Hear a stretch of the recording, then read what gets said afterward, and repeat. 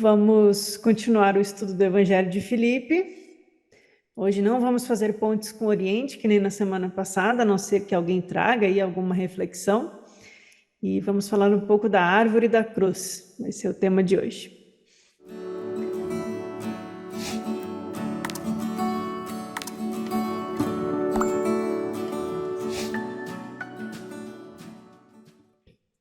Coloquei aqui em copta o trechinho que a gente vai estudar hoje. Vai ser o nosso foco de hoje, vai ser esse trechinho aqui em copta. Se alguém quiser se arriscar a ler aí, fica aí só para a gente ver como é que está no original. Mas agora eu vou Beleza. botar a tradução para a gente. Quantas árvores, gente, tem no paraíso? Um questionário para vocês. São quantas aí? Quem chuta? Duas. Duas Duas. árvores. Duas árvores. A maioria vai falar em duas mesmo. E eu confesso para vocês que eu fiquei confusa. Eu comecei a ler o texto e ler os comentaristas nos artigos. A Jane está dizendo que no paraíso da casa dela tem muitas. Ela gosta do pomar dela. A gente fala muito da árvore da vida, certo? E da árvore do conhecimento. Só que aí a gente tem duas visões de árvore do conhecimento. A gente tem a árvore do conhecimento do bem e do mal, do mito tradicional, que aí Adão e Eva comeram do conhecimento do bem e do mal, e isso ocasionou a queda e a morte, né, a cair no mundo dos mortos, porque comeu da mistura do mundo, passou a participar do mundo ao comer do mundo. Mas também tem a árvore do conhecimento como a árvore da gnose. Então, eu concordo com vocês que na maioria das visões a gente tem duas árvores. A que sustenta a vida divina e a vida de todo o cosmos e a que nos dá conhecimento. Mas eu estava vendo um autor discutindo justamente o trecho de hoje e aí fica essa questão confusa de três versões de árvores. Tem a que faz Adão cair, tem a que faz nós termos a vida eterna e tem a que nos dá o conhecimento e nos liberta da prisão. E aí, como que a gente vai relacionar Jesus com tudo isso? Vai ser a tentativa de hoje. Mas vamos para o trecho, então.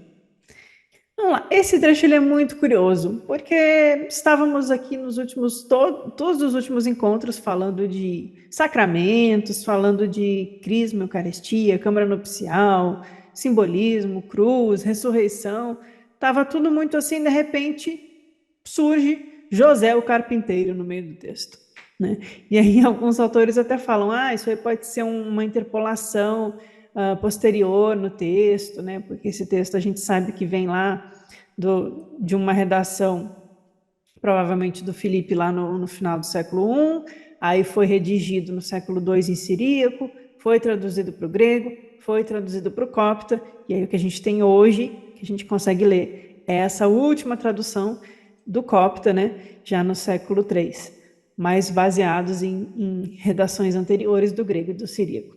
Mas aí fica meio esquisito, né? A gente está lá falando de simbolismo e tal, e surge aí José o carpinteiro, e uma discussão sobre José ser pai de Jesus. Então a gente entra aqui em uma coisa mais em Jesus, menos na figura do Cristo, mas depois ele já inverte a interpretação para algo que também volta para o simbólico. Então vamos ler juntos. Filipe, o apóstolo, quando começa assim, nome de discípulo, apóstolo, e entra personagens, a gente já vê que tem uma redação cristã no texto, né? Fica mais assim com esse teor de Bíblia. Né? Mas tudo bem, vamos lá. Filipe, o apóstolo, disse: José, o carpinteiro, plantou um bosque porque precisava de madeira para o seu ofício. Foi ele que fez a cruz das árvores que plantou. Seu próprio descendente foi pendurado naquilo que ele plantou. Seu descendente foi Jesus, e o plantio foi a cruz. A árvore da vida está no meio do paraíso. É da oliveira que recebemos o óleo da crisma, e da crisma a ressurreição. Por causa dela, a ressurreição é possível. Essa é na tradução do Jean-Yves Leloup. Então, a gente tem duas coisas. Uma menção no primeiro parágrafo a José, a figura José, o carpinteiro, Jesus como aquele da descendência de José. Aí a cruz plantou a árvore para fazer a cruz, e o seu filho foi pendurado na cruz, que foi a árvore que ele plantou. que mistureba, né? Que misturou todos os nossos conceitos aqui num parágrafo só, ficou assim uma coisa. E eu fiquei refletindo sobre isso e tentando achar outras fontes para o nosso estudo. Quando a gente estava em 2020 fazendo aquele estudo, que alguns de vocês estavam aqui, mas acho que a maioria não estava ainda, do Jesus histórico, entre aspas, né, que é a visão que eu trago do Jesus homem, o Galileu Nazareno, a gente lá no terceiro vídeo daquela playlist de Jesus, a gente trata um estudo inteiro só sobre José. Então, eu não vou retomar tudo, tá lá, mas assim, só para a gente lembrar algumas coisas. A gente tem essa visão popular, né, de que José era um carpinteiro. E talvez ele até fosse, né? Todos nós aqui, além de estudar os gnósticos, a gente também tem a nossa profissão. Não tem nada de errado nisso, não tem nenhum problema em ele ter sido ou não um carpinteiro, né? E é uma profissão muito nobre. Mas é engraçado, como eu vejo, pelo menos, não sei se vocês vão concordar, como a igreja usou essa imagem dos discípulos, apóstolos, pescadores, José o carpinteiro, para mostrar assim, para mostrar para as pessoas que, olha, todo mundo vai ser salvo, Jesus era filho assim de um simples carpinteiro, não assim no sentido de desprezar essa profissão, mas assim de passar essa imagem de era ali o filho do carpinteiro, para passar na catequese essa ideia de que todos vão ser salvos, porque até Jesus nasceu. Uma coisa meio que para a população, entende? Acho que não estou me expressando bem. Mas assim, para explicar para a população que não importa a classe social, e realmente não importa, porque a centelha crística está em todos nós, e não importa se você é alfabetizado ou não, se você tem dinheiro ou não, e de fato nada disso deveria importar. Mas eu vejo que há uma atitude que a igreja foi construindo nessa narrativa literária de os meros pescadores, os simplesinhos, os que não sabem de nada, o José era um carpinteirinho, aí eles fugiram, e isso eu acredito que tira um pouco do contexto que eu acredito ser mais condizente, talvez vocês não concordem, que é José, alguém que dominava a Torá, que conhecia a mística judaica, que era um instrutor, que era um nazareno, que dominava a Kabbalah. Não, a daquele tempo não, a medieval, né? Mas os discípulos, como alguns que eram escribas, né? O Filipe, o Mateus e o Tomé, que sabiam ler e escrever, e um grupo estruturado que tinha uma capacidade, inclusive, de assimilar o ensinamento de Jesus. Que pode ter sido, sim, eles podem ter sido pessoas muito simples que tinham almas muito puras e ouviram Jesus e tal. Mas a gente sabe que havia um contexto de grupos de fariseus, do bom farisaísmo, antes que eles foram se perdendo, porque Jesus é um fariseu ali dentro daquele contexto. Os nazarenos são fariseus ali no norte da Galileia. Esses grupos que estudavam a mística judaica, Rabino Hillel, Rabino Akiba, os primórdios do Zohar. Então, a gente começa a entender que talvez haja outras coisas nesse entendimento de José. Estou trazendo tudo isso porque eu acho que entender isso, o parágrafo seguinte, que fala de Jesus como seu descendente, faz algum sentido para mim, que eu estou tentando botar em palavras pela primeira vez, então desculpem a confusão, mas faz um sentido dentro de quem foi José, que ele não foi apenas um carpinteiro, pode ter sido um carpinteiro, mas ele também foi um nazareno, um instrutor da mística judaica e alguém apto a, como lá no proto-evangelho de Tiago, que é um apócrifo, alguém que era parte do trabalho no templo, que era dedicado ao serviço do Senhor no templo, alguém que conhecia a tradição e que, portanto, passou essa tradição adiante. E aí a gente entende que, por exemplo, a palavra carpinteiro em grego vai ser tecton, e tecton é construtor, ou aquele que domina uma arte, e aí a gente vai se aproximar da ideia também das artes mágicas, ou das artes mistéricas, das artes reais, as artes daquele que é capaz de criar uma carruagem. A palavra carpinteiro e a palavra carruagem tem a mesma raiz filológica, né? Aquele que constrói o carro, e a gente sabe que na tradição judaica tem a Merkavá, a construção da carruagem como uma construção do corpo de luz que nos eleva aos céus espirituais. Então, aí a grande estudo que a gente fez em 2020 sobre José foi justamente isso. entender o que é a tecton, em grego, que quer dizer esse construtor, alguém que domina a arte. Pode ser a arte da madeira, pode, não tem nenhum problema com isso, mas talvez tenha outras artes que José dominasse, né? Ou como um construtor da carruagem, já que a mística judaica vai falar na construção da carruagem, e carpenter é aquele que constrói o carro, né? Car vem de carruagem, vem de carpinteiro, é a mesma base linguística, pelo menos. Estou forçando a barra na linguística, talvez eu esteja, mas outros autores também levantaram essas questões. A gente colocar José como alguém que plantou um bosque para o seu ofício, ou seja, alguém que dominava uma arte e um ensinamento e trabalhava para o templo, e ele planta, né? Na linguagem de Jesus, o que é a plantação, o que é a colheita, a semente que precisa nascer no melhor solo possível. O tempo todo eles estão usando essa linguagem, inclusive da plantação, da agricultura, para exemplificar um ensinamento que é germinado na nossa alma. Então, aquele construtor da tradição mística judaica, aquele grande dominador das artes, o artesão, o construtor, que planta para o seu ofício, ele planta também para os seus descendentes. Jesus, e aqui eu não estou dizendo que Jesus é filho biológico de José, isso é outra seara da discussão, mas Jesus, se não for filho biológico de José, ele foi criado na casa de José, então, no mínimo, José é o padrasto. É o que educou, o que criou o menino e amou o menino desde pequeno.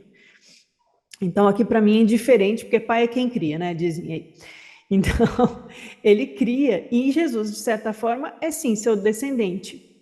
Seja por ser, se não for filho, vai ser algum parente próximo, sobrinho, alguma coisa assim, ou descendente espiritual. Se eu coloco José nessa visão de alguém que alguém que domina a arte daquela tradição dos nazarenos, que é uma tradição da mística judaica, ele planta para exercer o seu ofício, e o seu descendente é aquele que dá continuidade à tradição que aprendeu com o seu pai, com o seu professor, com o seu instrutor. Então, tudo bem a gente chamar de Jesus de descendente aqui também. Pode ser biológico, pode não ser biológico. Eu tenho a minha opinião sobre isso, mas acho que independe o que a gente acredita ou não, para entender pelo menos o sentido que essa passagem está trazendo aqui. Porque ela vai trazer a ideia de uma cruz que Jesus foi pendurado, e essa cruz é uma árvore, e a gente lembra que então José foi perseguido. Né? Tem aquela história lá do Herodes matar as criancinhas, mas existem outras perseguições que aconteceram no século I AC, que era a perseguição aos iniciados, a perseguição aos de tradição da mística judaica esotérica, os cabalistas da época, né? Os que queriam controle do domínio político, os saduceus, os zelotas, aquelas brigas todas, os essênios, que são afastados contemplativos, os fariseus, que querem dizer aqueles que se afastam, os fariseus são também os que se afastam. Então, há, historicamente, inclusive, menções a judeus perseguindo outros grupos judaicos por questões religiosas. Então, José passa uma tradição como uma linhagem espiritual, ele instrui um menino, e esse menino é herdeiro dessa tradição espiritual, e ele acaba sendo crucificado ou pendurado na mesma árvore que pertence a essa tradição de José.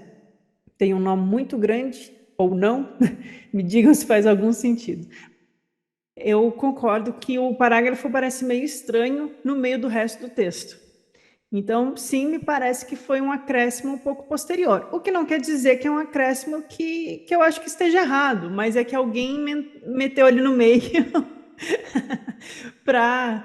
Talvez porque estivesse rolando... Porque escriba naquela época, que é pseudepigrafia, né, gente? Que a gente não sabe quem escreveu, pega um texto e aí está tendo algum debate com algum outro grupo cristão gnóstico ou com algum grupo ortodoxo, aí ele fala, então vamos botar isso aqui para deixar mais claro, aí acrescenta um pedacinho assim no texto. E às vezes tentando ficar mais claro, deixa a gente mais doido ainda e confuso. Mas eu achei interessante a menção a José. Acho sim que ela está destoando do resto do que a gente vinha lendo, mas acho interessante porque parece que alguém está respondendo alguma questão lá dentro desse grupo. Parece que o escriba está respondendo a alguém, tipo, olha, Jesus é da linhagem de José.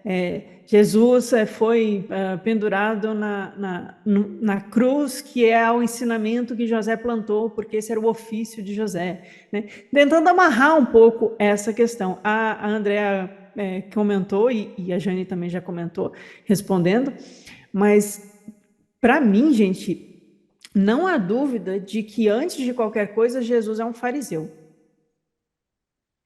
E, nossa, mas os fariseus não é aquele que Jesus fala mal na Bíblia? Não eram os que têm as chaves, mas não usam, os hipócritas, os malditos?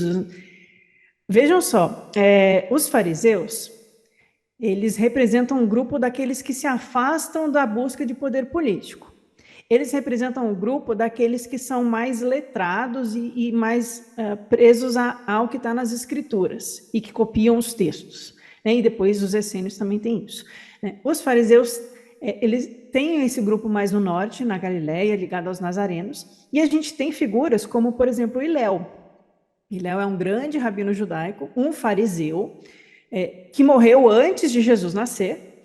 E existem vários estudos destacando como várias das coisas que Jesus diz está ipsis literis idêntico em frases atribuídas a Hilel.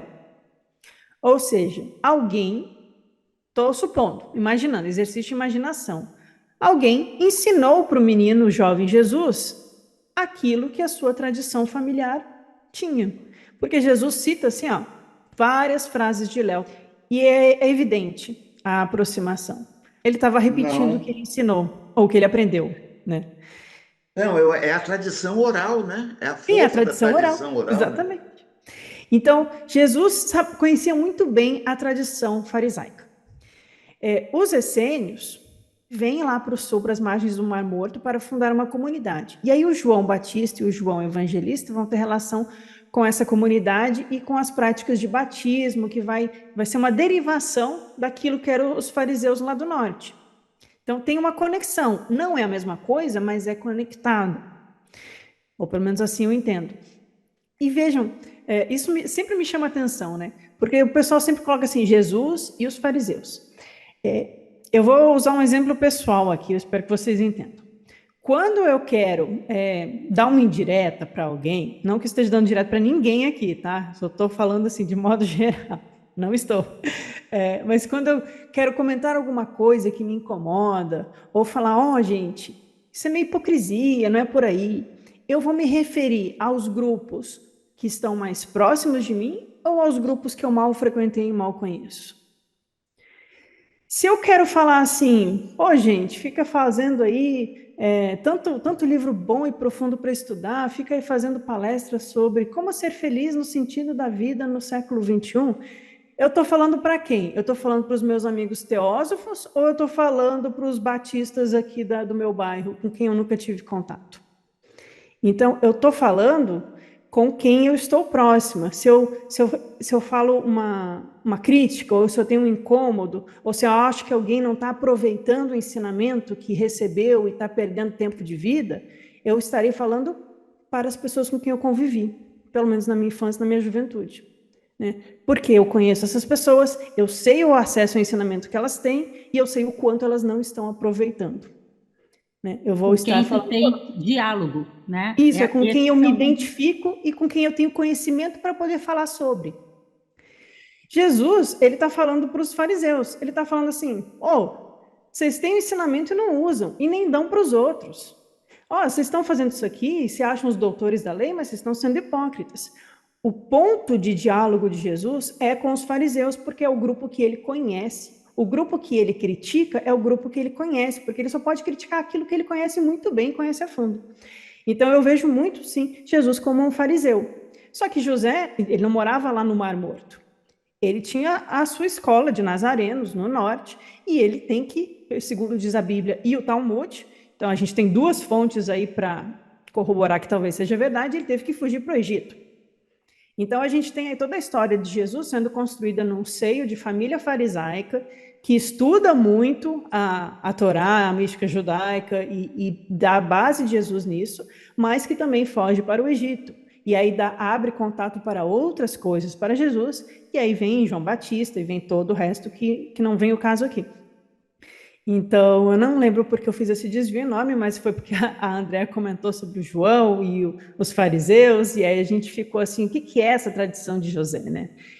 Então, se José foi perseguido a ponto de ter que fugir para o Egito, e aí Jesus foi pendurado naquilo que José plantou, a gente está vendo uma conexão de um ensinamento, ou de uma linhagem espiritual, porque nessa visão espiritual, a gente não fala de linhagem consanguínea apenas. Fica aí o pessoal viciado em genealogia europeia, que quer provar que é descendente de Jesus, que Jesus teve um filho e eles vieram o sangue real de Jesus, aí também fica igual o Carlos falou, não, tem que provar que Jesus era um rei, da descendência de Davi, e fica achando que tudo é DNA, genética, é sangue, e a gente tem algo muito mais profundo que é a transmissão mestre-discípulo de uma tradição espiritual.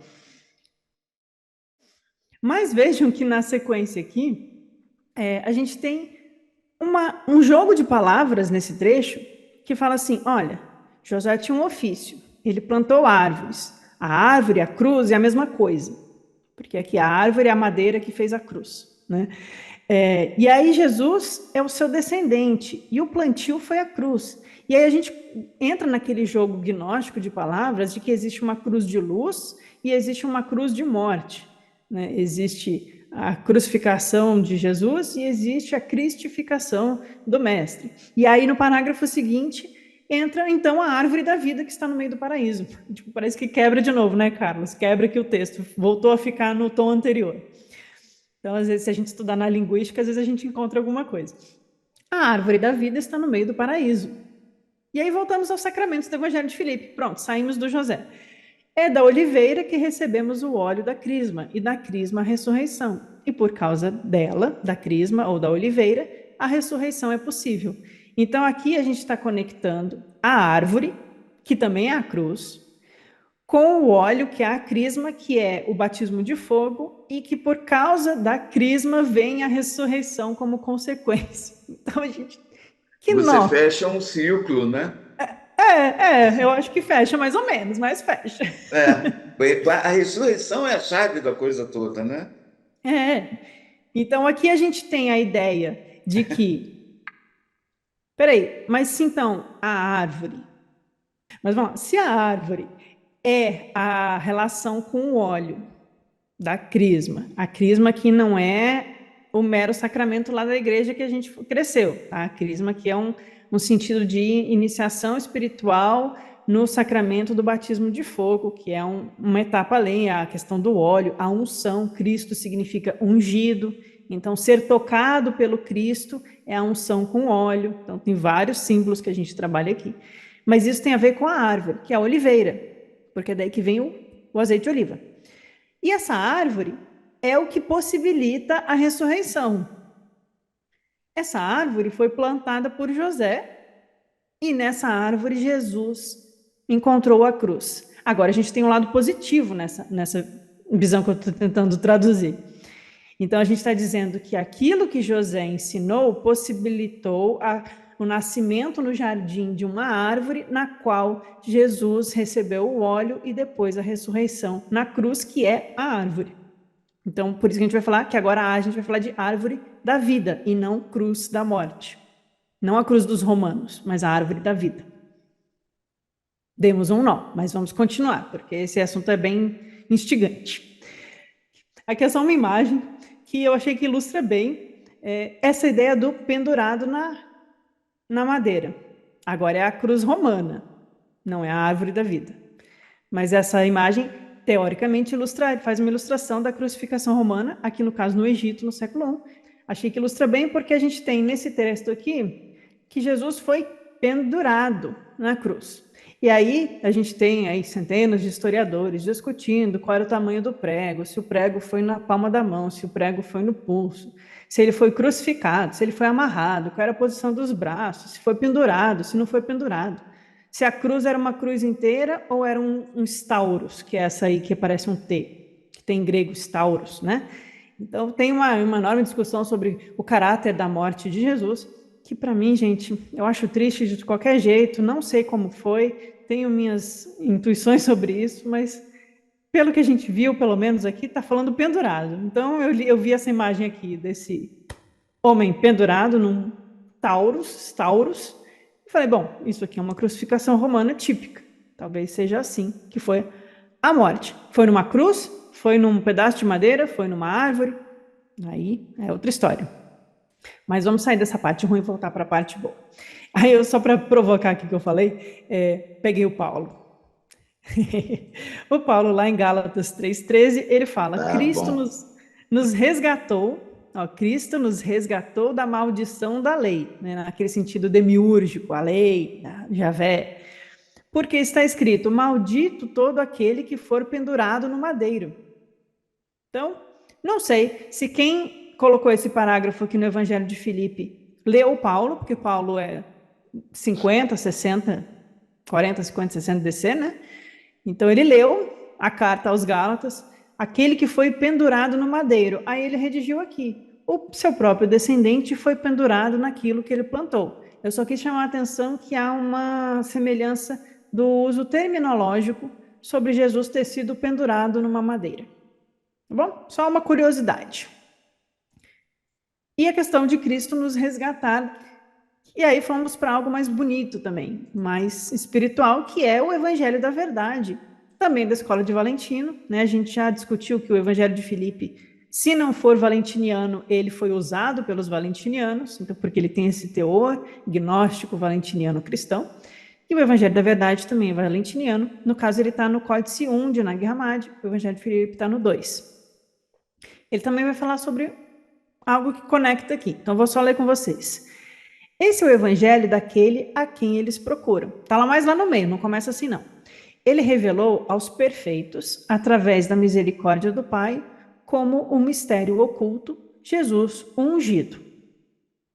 Então, esse é o evangelho daqueles que procuram. Então, a gente tem que estar na busca.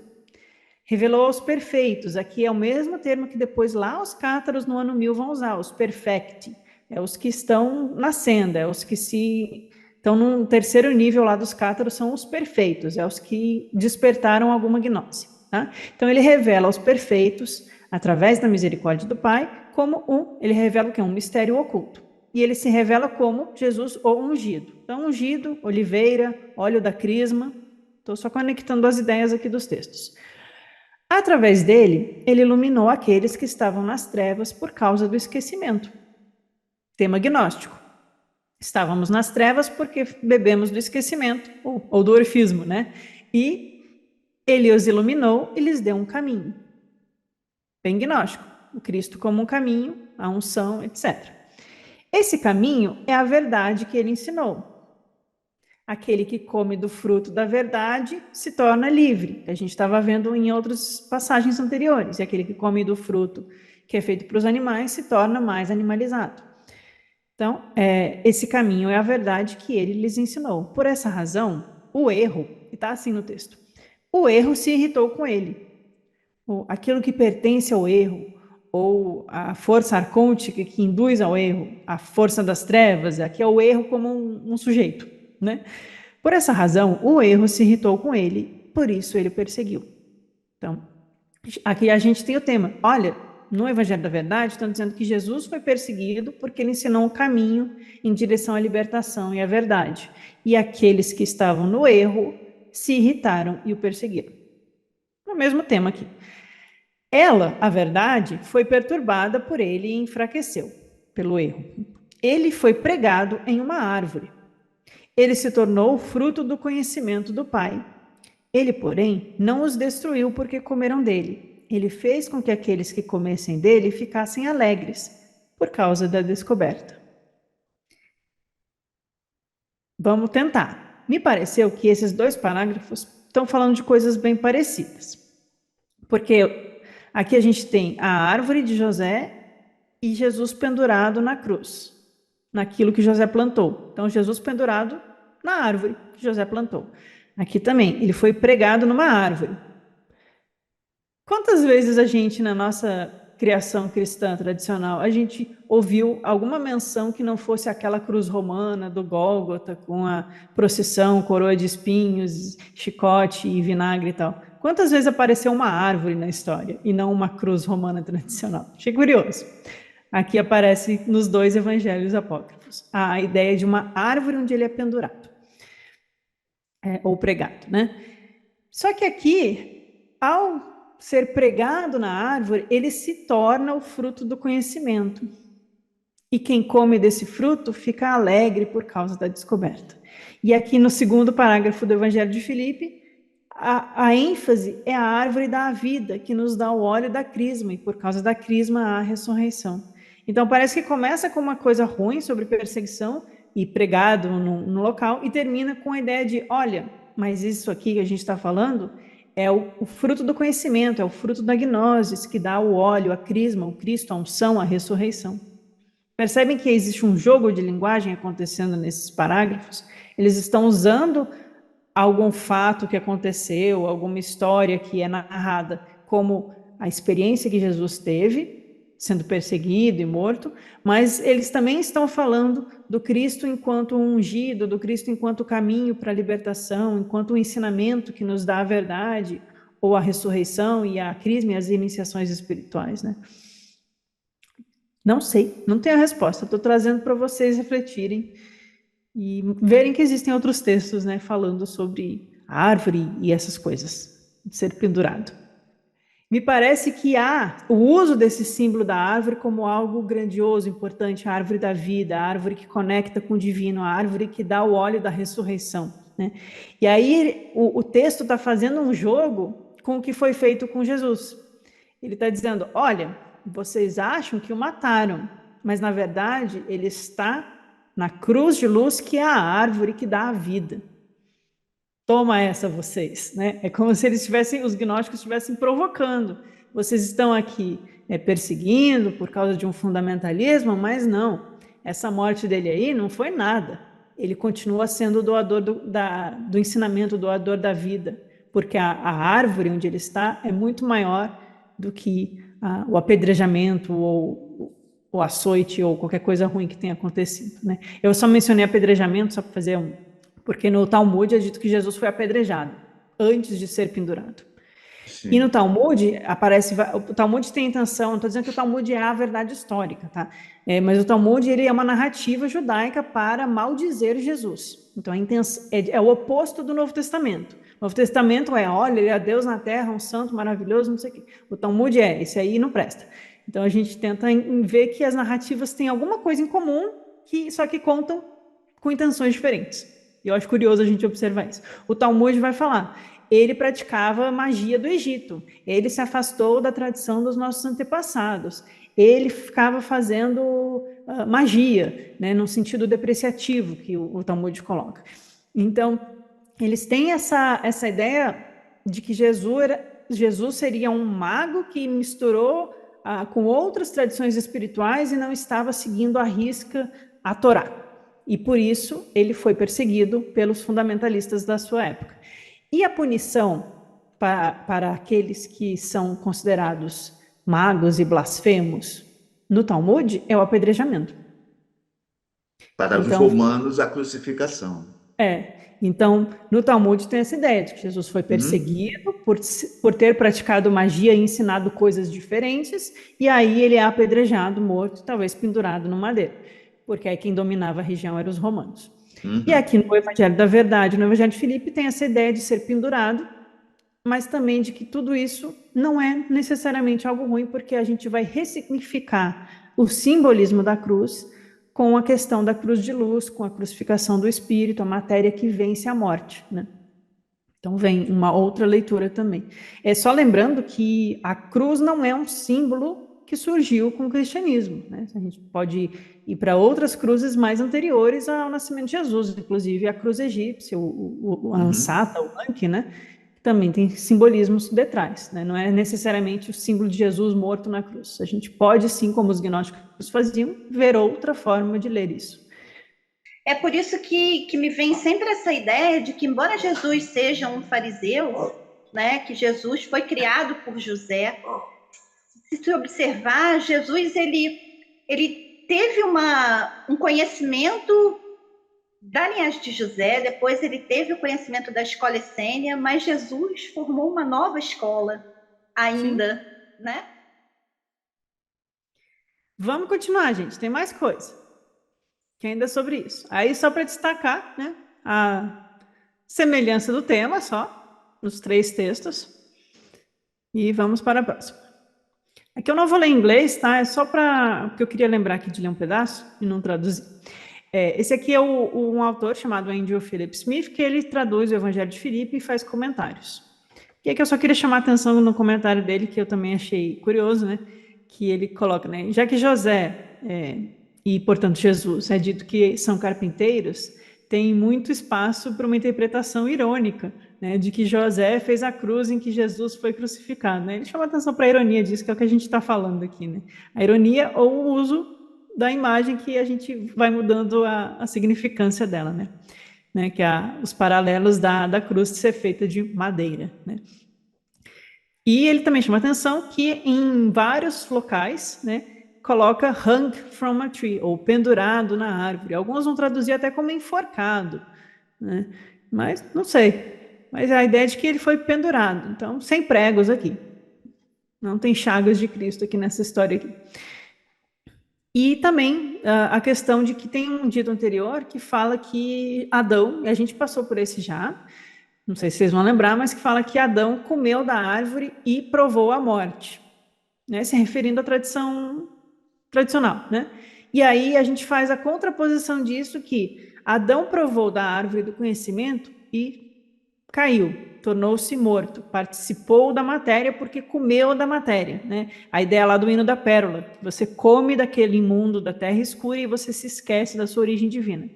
E aí a ironia é, Jesus, então, morre na árvore e se torna vivo. Então, o vivo come da árvore e morre, e o outro, ao morrer, se torna na árvore um vivo. Né? Tem um jogo de palavras acontecendo aqui para mostrar que Jesus é justamente aquele que fez o caminho de retorno de Adão. Se Adão caiu, Jesus ascendeu. Então, Jesus representa aquele que provou da gnose e aí voltou ao estado divino. Né? Enquanto Adão, na verdade, ele está entrando no mundo, simbolicamente, ele está aprendendo a comer do mundo e, portanto, tornando-se material. E ele precisa recuperar a vida. Jesus já está no mundo e, ao comer, ao estar no madeiro, ele se liberta deste mundo. Desculpa, eu sei que também não ficou muito claro, mas... Não, eu gostei. Ajudou a amarrar a ideia. Diga, Carlos. Sabe o que vem na minha cabeça aqui? Isso é uma leitura, isso é uma leitura dialética, né? Parece, É uma né? leitura dialética onde a síntese pode ser Jesus. Jesus é a síntese dessa leitura dialética. Ou a ressurreição é a síntese de toda essa dialética que a gente está aqui de morte, vida, da árvore que dá a vida, a mesma que se transforma no madeiro, e toda essa relação aí que você trouxe agora nesse texto aqui, ótimo. Me lembrou assim que existe uma relação dialética aí nessa Lembra história, né? mesmo. É quase um diálogo socrático aqui. É isso, né? Adorei. Eu estava pensando isso. Os gregos vão pensar isso, já vão trabalhar um pouco mais. Adorei. Acho que é por aí que a gente vai tentando. Obrigado. Aqui na continuação, o Andrew Philip Smith também faz uma referência interessante, que em alguns textos gnósticos, né, a gente tem a referência ao Sete, né? Caim, Abel e Sete. A Sete seria o filho completo, o filho que não participa do demiurgo. O Caim e Abel seriam filhos do demiurgo no mito gnóstico. E aí o Smith, ele comenta que Sete, que é um iniciado em alguns escritos gnósticos, ou que representa aquele que foi iniciado na gnose, e por isso que tem o grupo chamado Setianos, né, os seguidores de Sete. Então tem um texto que ele não dá aqui a referência, mas acho que já vi em algum lugar, então faz sentido, que o Sete teria plantado um ramo da árvore do conhecimento no túmulo de Adão. E a árvore cresce e constrói uma ponte. E essa árvore que nasce do túmulo de Adão se torna uma ponte. E aí depois o Salomão tenta usar essa árvore para construir o templo, mas não consegue. E que esse pedaço de madeira é usado para construir a cruz. Então é novamente aquele exercício de conectar a ponte para o divino, o filho divino que é a Sete, que é o iniciado, que é os setianos, é aquele que planta no Adão morto e nos dá a chance de alcançar o outro lado, né? E é por isso a árvore aqui em ponte na imagem para a gente lembrar. E aí o último comentário que eu peguei desse livro dele, ele comenta que tem uma versão medieval que é uma figueira e não uma oliveira, né? E o Felipe enfatiza que é uma oliveira por causa da conexão com o óleo, com a crisma, com a unção, né? Que é típico do sacramento descrito no Evangelho de Filipe, esses sacramentos cristãos e gnósticos. E ele também comenta, o autor, que nas pseudoclementinas do terceiro século também tem essa conexão do óleo, que é a unção que vem da árvore da vida, e, portanto, o óleo representa uma conexão com a seiva da árvore da vida, né? Era mais ou menos isso que eu queria só enfatizar aqui. E aí, gente, para a gente finalizar o estudo de hoje, eu peguei também um trechinho do Hugo Lundol, que ele vai justamente comentar essa passagem e traz algumas reflexões aqui que acrescentam para a gente, eu achei. Aqui estou traduzindo do Images of Rebirth, não é um texto do Hugo aqui. Então ele comenta: vimos agora um vislumbre da importância atribuída à cruz e à crucificação na retórica do Evangelho de Filipe. Vimos que o Evangelho de Filipe identifica a cruz com a nova árvore do conhecimento. Por que nova? Porque a primeira é a que fez o Adão cair. Ele provou do conhecimento do bem e do mal. E agora Jesus está provando o conhecimento da gnosis. Aqui é a gnosis mesmo. Inclusive eu fui ver no texto e a palavra que está em grego é gnosis lá, naquele coptazinho. Mas essa não é a única árvore que se mistura conceitualmente com a cruz nesse texto. Outras conexões também são traçadas entre os acontecimentos no Éden e a crucificação, com implicações vitais para a salvação que está por trás desse tema, né? A soteriologia sacramental subjacente, né? Para que complicar? Numa mistura criativa, o Evangelho de Filipe conecta a crucificação tanto com o relato do paraíso no Gênesis, quanto com o pai terreno de Jesus, José. Então, só chamando a atenção que a gente estava conversando aqui, ele também vai desenvolvendo. Aqui é a continuação do texto do Hugo. Nessa passagem interessante, o Evangelho de Filipe cria uma mistura entre o jardim, e aqui em grego está escrito paraíso, plantado por José, e o jardim do Éden. Ao mesmo tempo,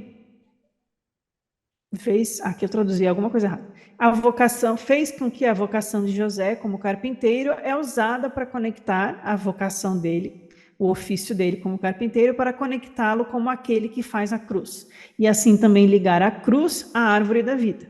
Além disso, ao descrever o descendente de José como pendurado naquilo que ele plantou, o texto também faz um trocadilho com os múltiplos significados de semente. Semente aqui em grego, esperma, né? Denotando tanto a semente das plantas, ou espermatozoide humano, quanto a descendência, e essa é uma combinação crucial na retórica do Evangelho de Filipe. Mais significativamente, fundindo os dois jardins, identificando a cruz como a árvore da vida. Jesus é implicitamente identificado como o fruto dessa árvore. Então, se José plantou a árvore e a árvore virou a cruz, e Jesus foi pendurado na árvore, e aquilo que vem de Jesus nos dá a vida e a ressurreição, então Jesus é o fruto da árvore da vida, portanto, ele é o arauto da gnosis. Em Gênesis, disse que comer da árvore da vida confere a vida eterna. Jesus, como o fruto da árvore da vida, traz vida ao morrer, invertendo assim o sentido da vida e da morte ao mesmo tempo, e revertendo os efeitos da oposta antiga árvore do conhecimento, que fez o Adão cair. É aquilo que a gente estava comentando, é só o modo como o Hugo desenvolve aqui.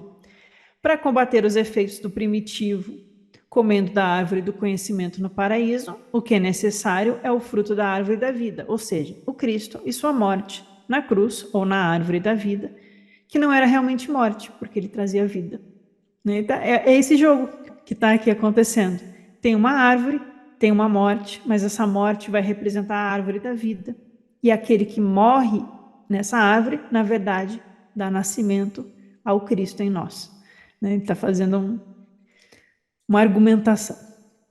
Aqui é uma imagem da árvore da vida do Raimundo Lúlio, que é um importante autor medieval, esotérico, só para ilustrar mesmo. Mas eu achei curioso porque ele vai colocando aqui nas raízes vários qualificativos. Tem virtude, glória, verdade, princípio, meio, fim, maior.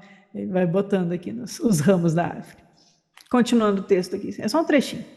O Evangelho de Filipe deixa claras as implicações sacramentais dessa passagem. Em primeiro lugar, ligando a cruz com a árvore da vida e o seu fruto com Cristo, indicando assim a Eucaristia. E, em segundo lugar, associando a crisma com essa árvore. Há, portanto, uma conexão simultânea da árvore da vida e a cruz, tanto para a crisma como para a Eucaristia, que vai significar para os gnósticos uma ascensão nos caminhos espirituais até a ressurreição. Portanto, a árvore é uma ponte. Né? Além disso, ao conectar o crisma à árvore da vida, ou à cruz, e a ressurreição, as qualidades vivificantes da crisma também são diretamente ligadas ao Cristo e à cruz. Então, o Evangelho de Filipe está tentando imprintar, marcar na nossa cabeça que a árvore da vida tem a ver com a crisma, que tem a ver com a iniciação espiritual, que tem a ver com a redenção, que tem a ver com a cruz, e que nada disso tem a ver com a morte. É o que eles estão, parece o exercício que eles estão fazendo. Curiosamente, fica claro, a partir dessa análise, que no Evangelho de Filipe, as duas árvores do relato de Gênesis estão misturadas, e com a crucificação, e por extensão metonímica, com o cristianismo, como cruz torna-se árvore, simultaneamente a árvore da vida e uma árvore do conhecimento. A crucificação, então, é o evento crucial, onde a morte está ligada com a vida, e as diferenças entre os dois são subvertidas. As opiniões de Filipe sobre a relação entre a vida e a morte, e também a passagem onde Cristo diz que veio para trazer o abaixo como acima, e o exterior como interior. Reforçam isso, era o que o parágrafo dizia, eu não pus direitinho. Então, ele está lembrando que tem uma outra passagem também do Evangelho de Filipe, que Jesus fala que Cristo veio para unir masculino com feminino, exterior com interior, acima com abaixo, vida com morte, morte na árvore da vida, a árvore da vida que é a cruz, que dá a morte, mas que dá a vida. É um jogo enorme de palavras que está sendo feito aqui pelos gnósticos. E, por fim, o Evangelho de Filipe também faz um jogo com a língua siríaca, né? Lembra que é a língua original, para dar a entender que a Eucaristia é Jesus. Aqui é a opinião do Hugo. Pois em siríaco ele é chamado de farisata, aqui o fariseu, que quer dizer aquele que está espalhado. Então, os fariseus são os que se afastaram, os que se espalharam, né? Pois Jesus veio crucificando o mundo. E aí a gente também tem a ideia de que a cruz, ela se abre, né? Ela se espalha no mundo. E que o Cristo ele precisa reunir as suas partes nos 4 cantos, e aí a gente entra em toda a alquimia aqui espiritual para a integração do Cristo na cruz, como o alto que se liga ao baixo, e acima, embaixo, dentro, fora, em masculino e feminino, e a unidade no centro. Né? Então, aqui, e as partes de Osíris. E as partes de Osíris que foram espalhadas pelo rio e precisam ser reunidas. Então, Jesus é um farisata, o que está espalhado. Também dá a entender, diz o Hugo, né, super íntimo, é que Lundal é difícil de falar. Então, também diz que Jesus tenha vindo crucificar o mundo, também possa parecer estranho à primeira vista, né? Mas lembra claramente Gálatas 6,14, onde Paulo afirma que Cristo crucificou o mundo para ele e ele para o mundo. Aí eu peguei a citação. Mas longe esteja de mim gloriar-me, a não ser na cruz do nosso Senhor, Cristo, pela qual o mundo está crucificado para mim e eu para o mundo. Então aqui o Hugo está fazendo uma conexão com essa passagem de Paulo, que a gente não fica se glorificando, se achando, né? Longe de mim ficar me glorificando a mim mesmo, é isso que ele está dizendo. Mas glorificar o Cristo, pelo qual o mundo está crucificado para mim e eu para o mundo, né? Eu e o mundo tem essa relação até meio gnóstica aqui, né? Mas a ideia é justamente a ideia do Logos que vem ao mundo, do Espírito que é crucificado na matéria. Esse Espírito que nos vivifica e nos faz vencer os limites da matéria impostos pelo demiurgo. Por isso, a linha horizontal e a linha vertical. Quando a gente completa esse ciclo da cruz, porque a gente primeiro desce, mas se a gente sobe, e aí a gente vence esse limite, a gente deixa de ser morto e a gente torna-se vivo. E por isso o Cristo é crucificado no mundo, como aquele que espalha a luz no mundo, mas ele precisa morrer para o mundo para voltar a ser o Cristo. Não sei. Terminando. Além disso, há uma dupla referência à Eucaristia e à crucificação, que é feita de forma bastante inteligente com o uso dessa etimologia siríaca, pois a palavra farisata denota simultaneamente a expansão do corpo de Jesus na cruz e a distribuição do pão no ritual eucarístico. Aqui a interpretação que o Hugo dá, na questão da expansão do Cristo, né? Então, talvez ele ter sido apedrejado, pendurado e morto no madeiro é uma coisa, mas a expansão da força crística que se abre como lá o homem vitruviano do Da Vinci, ou como o homem perfeito, né? Ele se expande para todos os lados do mundo. E aí ele se torna íntegro e vivo, que é a imagem que os gnósticos vão usar para mostrar esse antropos, esse homem integral, esse homem inteiro, que é vivo, que é desperto e contém o conhecimento de todas as coisas. E aí eu vou parar aqui e terça que vem a gente vai para o 94. E dá tempo da gente conversar. Se vocês quiserem acrescentar alguma coisa, fiquem à vontade. Oi, pessoal, boa noite. Eu achei lindo esse texto de hoje. Estão me ouvindo bem? Porque é muito poético, né? E a poesia, né, é uma forma de fazer a união entre a descida e a subida. Que não haveria subida se não houvesse a descida na matéria, né? De fato. Que era necessário. Então, essa forma poética, né, é que realmente faz uma conexão que é para a gente refletir, né? E aí, brilhantemente comentado por vocês e pelos dois textos que você mostrou, né, de análise. E aí eu aproveito também para fazer um paralelo que realmente as coisas começam a fechar para mim, né? Porque eu vim de um setor reformista do judaísmo, um setor liberal, mas eu entendo exatamente da mesma forma que vocês, sem deixar de ser judeu. Acredito no cristianismo. Por quê? E eu vou explicar. É muito interessante isso. Coisa que eu sempre busquei, mas eu encontrei aqui nesse grupo. O que é o rei ungido? É aquela parte divina que está na matéria, porque as cli, que são os recipientes, não foram suficientes para aguentar toda a luz. O que no mito gnóstico corresponde ao fato de que aquele demiurgo não tinha uma parte, porque não tinha luz suficiente, não tinha recipiente para ter, né? Então, perfeito. Mas os judeus tradicionais ortodoxos iam me apedrejar por causa disso, eu sei. Mas eu não sou ortodoxo, eu sou reformista. Sim. Né? E Messias é Cristo, é a mesma coisa, é sinônimo, é Mashiach.